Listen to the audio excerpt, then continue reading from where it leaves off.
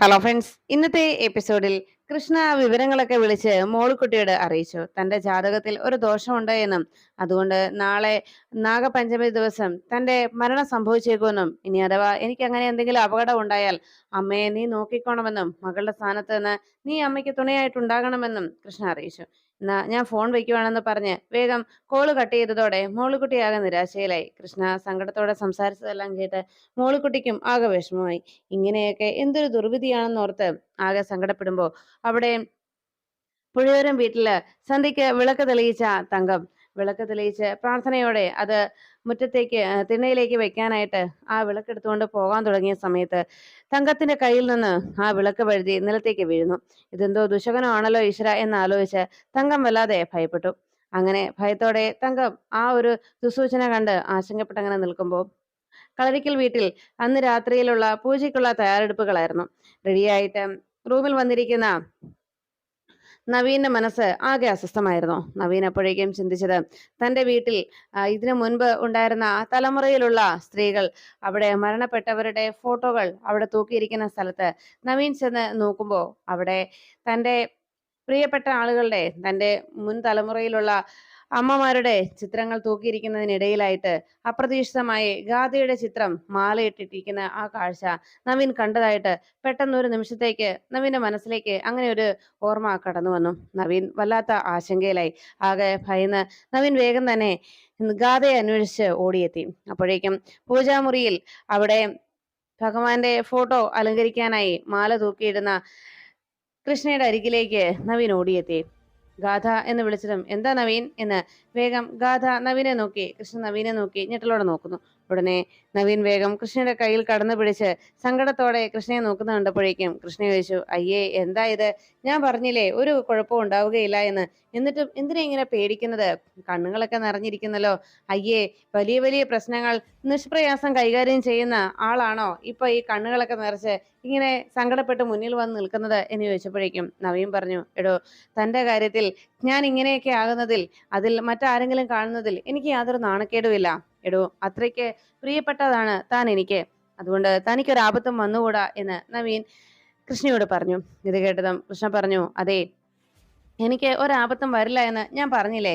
പിന്നെ എന്തിനാ ഇങ്ങനെ പേടിക്കുന്നത്? ഇന്നത്തെ പൂജയൊക്കെ വളരെ ഭംഗിയായിട്ട് തന്നെ പൂർത്തിയാക്കും. നമ്മൾ പ്രാർത്ഥിക്കുന്ന ഈശ്വരന്മാർ നമ്മളെ കൈവിടില്ല എന്ന് പറഞ്ഞ് നവീനെ കൃഷ്ണ ആശ്വസിപ്പിച്ചു. ഇതെല്ലാം കേട്ടതും നവീൻ പറഞ്ഞു, എനിക്ക് വിശ്വാസ, തന്റെ പ്രാർത്ഥനയിലും പൂജയിലും വഴിപാടുകളിലുമൊക്കെ എനിക്ക് വിശ്വാസമാണ് എന്ന് പറഞ്ഞു. തന്റെ പ്രാർത്ഥനയും പൂജയും ഒരേപോലെ തന്റെ പ്രാർത്ഥനയും പൂജയും ഒക്കെ ഇത്രയും നാൾ കണ്ട ആ പൂജകളിലും പ്രതിസന്ധികളിലുമൊക്കെ തന്റെ ഈ നിഷ്കളങ്കമായ ഭക്തി അത് തീർച്ചയായിട്ടും വിജയിച്ചിട്ടുണ്ട്. അന്ന് തന്റെ ഭക്തിയും തന്റെ മനഃശക്തിയും തന്റെ ഈ ശരീരവും ഒരുപോലെ തന്നെ വിജയിച്ചു. ഇവിടെയും അങ്ങനെ തന്നെ വിജയിക്കും എന്ന് നവീൻ ഗാഥയെ ചേർത്ത് പിടിച്ച് കൃഷ്ണയെ ചേർത്ത് പിടിച്ച് കൃഷ്ണയുടെ മുഖത്തേക്ക് നോക്കി അറിയിച്ചു.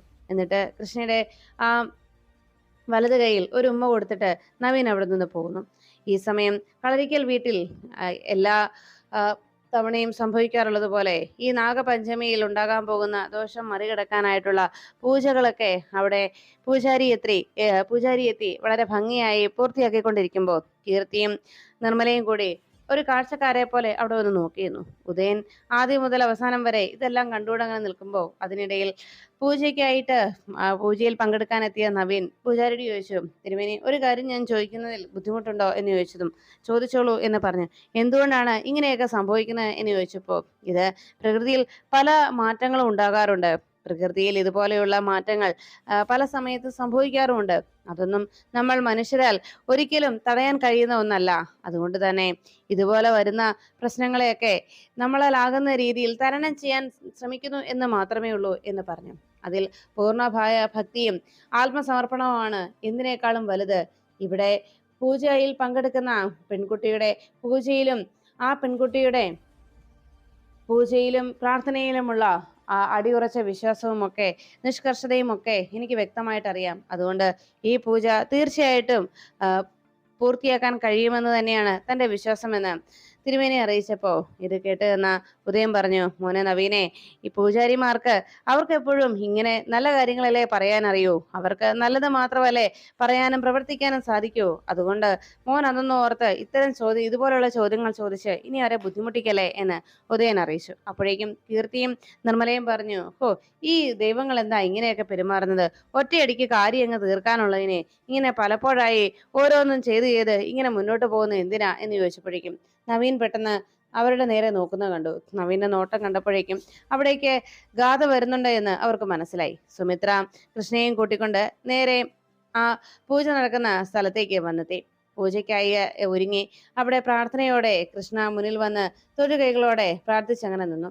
അപ്പോഴാണ് പൂജയ്ക്കായി അവിടെ എടുത്തു വെച്ചിരുന്ന ആ ജാതകം കൃഷ്ണയുടെ കണ്ണിൽപ്പെട്ടത്. ജാതകത്തിൽ ഗാഥ എന്ന് എഴുതിയിരിക്കുന്നത് കണ്ടതോടെ വല്ലാത്തൊരാശങ്കയായിരുന്നു കൃഷ്ണയുടെ മനസ്സിൽ. അപ്പോ ഇവിടെ വെച്ചിരിക്കുന്ന ജാതകം അത് കൃഷ്ണയുടേതല്ലല്ലോ, ഗാഥയുടേതാണല്ലോ എന്ന് പെട്ടെന്ന് കൃഷ്ണ ചിന്തിച്ചു. ഈ സമയത്ത് കൃഷ്ണ എവിടെ പൂജയ്ക്കായി വന്ന് നിൽക്കുന്ന കണ്ടപ്പോഴേക്കും മുത്തശ്ശി പ്രാർത്ഥിച്ചു, ഈശ്വരന്മാരെ, എൻ്റെ കൃഷ്ണമോളുടെ ജീവിതത്തിൽ ഇനി ഒരു പ്രശ്നങ്ങളും ഉണ്ടാകരുതേ. കൃഷ്ണയുടെയും നവീന്റെയും ജീവിതം സന്തോഷത്തോടെ മുന്നോട്ട് നീങ്ങണേ. ഇനി ഒരു കുഴപ്പങ്ങളും അവരുടെ ജീവിതത്തിൽ സംഭവിക്കരുതേ എന്നും നാഗത്തറയിൽ അന്ന് ദേവനാഗം പ്രത്യക്ഷപ്പെട്ട് അന്ന് അനുഗ്രഹിച്ചതുപോലെ നവീനും കൃഷ്ണയും തമ്മിലുള്ള ജീവിതം അത് തീർച്ചയായിട്ടും സന്തോഷത്തോടെ മുന്നോട്ട് പോകണേ എന്ന് പ്രാർത്ഥനയോടെ സരസ്വതിയമ്മ അങ്ങനെ നിൽക്കുമ്പോൾ, മുത്തശ്ശി അങ്ങനെ പ്രാർത്ഥിച്ചുകൊണ്ട് നിൽക്കുമ്പോൾ കൃഷ്ണയ്ക്ക് പെട്ടെന്ന് തന്റെ മുന്നിലിരിക്കുന്ന ആ ജാതകം കണ്ട് വല്ലാത്ത അങ്കലാപ്പായി. ഉടനെ പൂജാരി ചോദിച്ചു, എന്തു പറ്റി? എന്താ മോളെ ഈ ജാതകത്തിലേക്ക് തന്നെ നോക്കുന്നത്? മോളുടെ ജാതകം ഒന്ന് ചിന്തനം ചെയ്യാനായിട്ട് എന്നെ ഏൽപ്പിച്ചതാണ് എന്ന് പറഞ്ഞപ്പോ ഇത് കണ്ടതും കൃഷ്ണ വല്ലാത്ത ടെൻഷനിലായി. ഉടനെ അടുത്ത് നിന്ന് മുത്തശ്ശി പറഞ്ഞു, ഞാനാ മോളെ തിരുമേനിയെ ആ ജാതകം കാണിച്ചത് എന്ന് അറിയിച്ചു. എല്ലാം കേട്ടതോടെ കൃഷ്ണ വല്ലാത്ത ടെൻഷനിലായി. ദൈവമേ, അങ്ങനെയാണെങ്കിൽ ഈ ജാതകത്തിൽ പറഞ്ഞതുപോലെയുള്ള പ്രശ്നങ്ങൾ വന്നിരിക്കുന്നത് ഗാഥയ്ക്കാണ്. അപ്പോൾ ഈ ദോഷം ഗാഥയുടെ ജാതകത്തിലാണുള്ളത് എന്ന് കൃഷ്ണ മനസ്സിലാക്കി. വേഗം തന്നെ കൃഷ്ണ മോളുക്കുട്ടിയുടെ ഫോണിലേക്ക് വിളിച്ചു. മോളുക്കുട്ടി ഫോൺ എടുത്തതും, എന്താടി പൂജ കഴിഞ്ഞോ എന്ന് ചോദിച്ചു. ഇല്ല, പൂജ തുടങ്ങുന്നതേ ഉള്ളൂ. പൂജയ്ക്കായി പോയി ഇരുന്നതാ ഞാൻ. മമ്മിയെ വിളിക്കണമെന്ന് പറഞ്ഞ് ഞാൻ വേഗം ഒന്ന് പുറത്തേക്ക് ഇറങ്ങിയതാ. അതെ, എനിക്ക് നിന്നോടൊരു കാര്യം പറയാനുണ്ട്. ഇവിടെ ജാതകം വെച്ച് നോക്കിയിരിക്കുന്നത് ഗാഥയുടേതാണ്. അപ്പോ ഗാഥയുടെ ജാതകത്തിലാണ് ഈ ദോഷമുള്ളത്. അതുകൊണ്ട് പാപപരിഹാരവും ഗാഥയ്ക്ക് വേണ്ടിയാണ് ചെയ്യേണ്ടത്. ഇന്നത്തെ ഈ ദോഷം വരാൻ പോകുന്നത് ഗാഥയ്ക്കാണ് എന്ന് ചോദിച്ചതും, അപ്പോൾ നിനക്ക് കുഴപ്പമൊന്നും ഇല്ലല്ലേ? ആ മരണം വരാൻ പോകുന്നത് ഗാഥയ്ക്കാണല്ലേ? അവള് ചാകട്ടടി, അതിലിപ്പോ എന്താ പ്രശ്നം? അവള് ചാകോ ജീവിക്കോ എന്ത് വേണമെങ്കിലും സംഭവിച്ചോട്ടെ എന്ന് മോളിക്കുട്ടി പറഞ്ഞപ്പോ കൃഷ്ണ പറഞ്ഞു, അങ്ങനെ പറഞ്ഞുകൂടാ മോളിക്കുട്ടി, അങ്ങനെയൊന്നും സംഭവിക്കാൻ പാടില്ല. നീ ഒരു കാര്യം ചെയ്യ്, എത്രയും വേഗം അമ്മയുടെ അടുത്തേക്ക് ചെല്ലണം. ഗാഥയും കൂട്ടി വേഗം നാഗക്ഷേത്രത്തിൽ പോയിരിക്കണം. ഇന്നത്തെ രാത്രി മുഴുവൻ ആ ക്ഷേത്രത്തിൽ തന്നെ പൂജയും പരിഹാര കർമ്മങ്ങളുമായി അവിടെ തന്നെ കഴിച്ചുകൂട്ടണം. അല്ലാതെ പാടില്ല. ഞാനേ അമ്മയെ വിളിച്ച കാര്യങ്ങൾ പറഞ്ഞോളാം. നീ വേഗം തന്നെ എത്രയും വേഗം പുഴിയോരം വീട്ടിലേക്ക് ചെല്ലണം എന്ന് പറഞ്ഞ് മോളിക്കുട്ടിയുടെ കോള് കട്ട് ചെയ്തു. അതിനുശേഷം മോളിക്കുട്ടി വേഗം തന്നെ പുഴിയോരം വീട്ടിലെത്തുകയാണ്. വാതിൽ കൊട്ടിയതും വാതിൽ തുറന്ന ഉടനെ തങ്കം ചോദിച്ചു, എന്താ മോളിക്കുട്ടി, മോളെന്താ ഈ അസമയത്ത് എന്ന് ചോദിച്ചതും കാര്യങ്ങളൊക്കെ കൃഷ്ണ തന്നെ വിളിച്ചു പറഞ്ഞത് അതേപടി തങ്കത്തെ അറിയിക്കുകയാണ് മോളിക്കുട്ടി. ഇതെല്ലാം കേട്ടതും തങ്കം പറഞ്ഞു, അങ്ങനെയാണെങ്കിൽ ഇത് വലിയ പ്രശ്നമാണ്. എത്രയും വേഗം തന്നെ ക്ഷേത്രത്തിലേക്ക് പോകണം. ഇത് വലിയ എന്തോ ദോഷമാണ് വരാൻ പോകുന്നത്. അപ്പോൾ ആപത്തുണ്ടാവും. എത്രയും പെട്ടെന്ന് ക്ഷേത്രത്തിൽ പോയേ പറ്റൂ എന്ന് പറഞ്ഞു. ഗാഥ എവിടെ എന്ന് ചോദിച്ചപ്പോൾ രണ്ടുപേരും കൂടി ഗാഥ കിടന്നുറങ്ങുകയാണെന്നും വേഗം തന്നെ ഗാഥയുടെ അരികിലെത്തി തങ്കം ഗാഥയെ വിളിച്ചു നിർത്തി. ഗാഥ കണ്ണു തുറന്നതും മോളിക്കുട്ടിയും തങ്കം കൂടി നിൽക്കുന്നത് കണ്ടിട്ട് എന്താ കാര്യം എഴുന്നേറ്റിട്ട് ചോദിച്ചു. അതെ, ഇന്ന് അവിടെ കളരിക്കൽ ഒരു പൂജ നടക്കുകയാണ്. കൃഷ്ണമോള് വിളിച്ചിരുന്നു. ആ പൂജ നടക്കുന്നത് ഗാഥയുടെ ജാതകത്തിൽ ഒരു ദോഷപരിഹാരത്തിന് വേണ്ടിയാണ്. അവിടെ ഗാഥയുടെ ജാതകം വെച്ചാണ് ദോഷപരിഹാരം നടത്തുന്നത്. അതിനിപ്പോ എന്താ പ്രശ്നം എന്ന് ഗാഥ അന്വേഷിച്ചു. അതെ, ഇന്നത്തെ ദിവസം എന്തോ അപകടാവസ്ഥയുള്ളതാണ്. അതുകൊണ്ട് തന്നെ ആ അപകടം മറികടക്കാനായിട്ടാണ് അവിടെ പൂജ നടക്കുന്നത്. അതുകൊണ്ട് ഇവിടുത്തെ നാഗക്ഷേത്രത്തിലും അതേ പൂജ തന്നെ നടത്തണമെന്നും നാഗക്ഷേത്രത്തിൽ ഈ സമയം മുഴുവൻ അവിടെ ഉണ്ടാകണമെന്നുമാണ് കൃഷ്ണൻ വിളിച്ച് പറഞ്ഞത് എന്നറിയിച്ചു. അതിലേ അവൾ അവിടെ അങ്ങ് ചെയ്താൽ മതി. അവള് ഇതുപോലെയുള്ള കാര്യങ്ങളൊക്കെ അന്ധവിശ്വാസങ്ങളൊക്കെ നിങ്ങളെയും വിളിച്ചറിയിച്ചു. അവള് പറഞ്ഞതല്ലേ അതൊക്കെ നിങ്ങളങ്ങ് വിശ്വസിച്ചാൽ മതി എന്ന് പറഞ്ഞ് അഹങ്കാരത്തോടെ സംസാരിക്കുന്നതിനിടയിൽ പെട്ടെന്ന് ഗാഥ ചുമയ്ക്കാൻ തുടങ്ങി. ഗാഥയ്ക്ക് വല്ലാത്ത അസ്വസ്ഥത ഉണ്ടാവുകയും ഗാഥ ചുമച്ച് രക്തം ഗാഥയുടെ നാവിൽ നിന്ന് വായിൽ നിന്ന് രക്തം വേഗം ചുമച്ചപ്പോ പുറത്തേക്ക് വന്നു. ഇത് കണ്ടതോടെ വായിൽ നിന്ന് രക്തത്തുള്ളികൾ ഒഴുകി വരുന്നത് കണ്ടപ്പോ ഗാഥയും വല്ലാതെ ഭയന്നു. ഉടനെ തങ്കവും മോളിക്കുട്ടിയും ആകെ ടെൻഷനായി. മോളെ, ഇത് ദുസൂചനയാണ്, വേഗം വേഗം പോയേ പറ്റൂ, എത്രയും വേഗം നമുക്ക് നാഗക്ഷേത്രത്തിലേക്ക് പോകണം. ഇത് കേട്ടത് മോളിക്കുട്ടി പറഞ്ഞു, അതെ, എത്ര പറഞ്ഞാലും മനസ്സിലാവില്ലല്ലോ, ഇപ്പൊ തന്നെ അഹങ്കാരമല്ലേ പറഞ്ഞത്, അതിന്റെ ഫലമായി ഇപ്പൊ ഈ നടക്കുന്നത്. ഉടനെ തങ്കം പറഞ്ഞു, മോളെ, ഇവിടെ നിന്നാ പറ്റില്ല, എത്രയും വേഗം നാഗക്ഷേത്രത്തിൽ ചെന്ന് ആ വഴിപാടുകൾ പൂർത്തിയാക്കണം, പാപപരിഹാരങ്ങൾ ചെയ്യണം മോളെ, ഇല്ലെങ്കിൽ അപകടം സംഭവിക്കും. മോളെ, നീ പറയുന്നൊന്ന് കേൾക്ക് എന്ന് പറഞ്ഞതും ഗാഥ പറഞ്ഞു, ശരി, വാ നമുക്ക് പോകാം എന്ന് പറഞ്ഞ് അവർ 3 പേരും കൂടി നാഗക്ഷേത്രത്തിലേക്ക് പുറപ്പെട്ടു. ഈ സമയത്ത് അവിടെ പൂജകളൊക്കെ നടന്നുകൊണ്ടിരിക്കുമ്പോ, കളരിക്കൽ വീട്ടിൽ പൂജകൾ നടക്കുമ്പോ, അവിടെ പൂജകൾ ചെയ്യുന്നതിനിടയിൽ അടുത്തു നിന്ന ഉദയനോട് നിർമ്മല പറഞ്ഞു, ഹോ, എത്രയും പെട്ടെന്ന് ഇതൊന്ന് അവസാനിച്ചിരുന്നെങ്കിൽ, എത്രയും പെട്ടെന്ന് ആ ദൈവങ്ങൾക്ക് ഇവളുടെ ജീവൻ അങ്ങ് എടുത്തൂടെ, പിന്നെ എന്തിനാ ഇങ്ങനെയൊക്കെ ഈ ഓരോ വഴിപാടും കാര്യങ്ങളുമായിട്ട് ഇവരിങ്ങനെ ഇത് വലിച്ചു നീട്ടുന്നത് എന്നിങ്ങനെ നിർമ്മല പറയുമ്പോ അത് കേട്ട് നിന്ന ഉദയം പറഞ്ഞു, എന്റെ നിർമ്മല ഒന്നും മിണ്ടാതിരിക്കെ, നീ ഒന്ന് ഇതൊന്ന് അവസാനിപ്പിക്കുന്നുണ്ടോ, ഇല്ലെങ്കിലേ ഇവിടെ നിന്ന് പുറത്തു പോകേണ്ടി വരുന്നത് നമ്മളായിരിക്കും. അതെ, ഇന്ന് അപകടം ഉണ്ടാവും എന്നല്ലേ പറഞ്ഞത്, അതൊക്കെ ഉണ്ടാവുമല്ലോ, പിന്നെ നമ്മളെ ആരെന്ത് ചെയ്യാനാ എന്ന് ചോദിച്ചതും, അതെ, ഇവിടെ ദോഷം സംഭവിക്കുമെന്ന് ശരി തന്നെയാ, ദോഷം സംഭവിക്കുന്നതിനോടൊപ്പം തന്നെ ഇവിടെ നിൽക്കുന്ന ബാക്കിയുള്ളവരെ, നമ്മളെ എല്ലാവരെയും കൂടി ഇവിടെ നിന്ന് അടിച്ച് പുറത്താക്കും. അവള് മരിച്ചു പോയി കഴിഞ്ഞാൽ പിന്നെ നമ്മളെ എന്ത് ചെയ്തിട്ട് എന്താ കാര്യം, നമ്മളെ ആരും ഒന്നും ചെയ്യാൻ പോകുന്നില്ല, ഇവിടെ മര്യാദയ്ക്ക് നിൽക്കുതേട്ടാ എന്ന് പറഞ്ഞ് നിർമ്മലയും കീർത്തിയും ഉദയനും കൂടി കൃഷ്ണയ്ക്ക് മരണം സംഭവിക്കുന്ന കാഴ്ച കാണാനായി കാത്തു നിൽക്കുമ്പോൾ കൃഷ്ണ മനസ്സുരുകി പ്രാർത്ഥിക്കുന്നത് ഗാഥയ്ക്ക് ആപത്തൊന്നും സംഭവിക്കരുതേ എന്നതായിരുന്നു. സിത്താര മേഡം കരയാനിടയാകരുതേ എന്നും ഗാഥയ്ക്ക് ഒരാപത്തും വരരുതേ എന്നുമായിരുന്നു കൃഷ്ണയുടെ പ്രാർത്ഥന.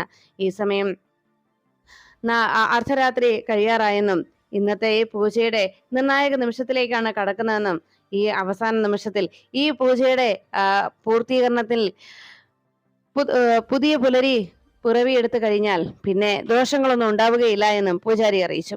അങ്ങനെ ആ പൂജ അതിന്റെ നിർണായക ഭാഗത്തേക്ക് എത്തിയെന്നും ഇത് അതിന്റെ ഏറ്റവും ദുർഘടമായിട്ടുള്ള സമയത്തിലേക്കാണ് കാര്യങ്ങൾ നടക്കുന്നത് എന്ന് പറഞ്ഞപ്പോൾ കൃഷ്ണ അവിടെ പ്രാർത്ഥനയിൽ മുഴുകിയിരിക്കുന്ന നേരത്ത് അവിടെ നാഗത്തറയിൽ അവിടുത്തെ പരിഹാര കർമ്മങ്ങൾ നടക്കുന്നതിനിടയിൽ പെട്ടെന്ന് രക്തം ഛർദ്ദിച്ചുകൊണ്ട് അവിടെ അബോധാവസ്ഥയിലേക്ക് വീഴുകയായിരുന്നു ഗാഥയുടെ നാവിൽ നിന്ന് രക്തം വീണ്ടും വീണ്ടും ചുമച്ച് രക്തം ഛർദ്ദിച്ച് ബോധം കെട്ട് കിടക്കുന്ന ഗാഥയെ മടിയിൽ കിടത്തി തങ്കവും മോളിക്കുട്ടിയും വല്ലാത്ത ഭയത്തോടെ തിരുമേനിയെ നോക്കി. ഉടനെ അവിടെ കാത്തുനിന്ന് പ്രാർത്ഥനയും പൂജയുമായി നിൽക്കുന്ന പൂജാരി പറഞ്ഞു, ഇത് നാഗദൈവങ്ങളുടെ പരീക്ഷണമാണ്, പരിഹാര കർമ്മങ്ങൾ തുടരണം എന്ന് പറഞ്ഞ് വീണ്ടും പാപപരിഹാര കർമ്മങ്ങൾ അവിടെ വീണ്ടും പൂർത്തിയാക്കാനുള്ള തീരുമാനത്തോടെ പൂജാരി കർമ്മങ്ങൾ പൂർത്തിയാക്കിക്കൊണ്ടിരിക്കുന്നു.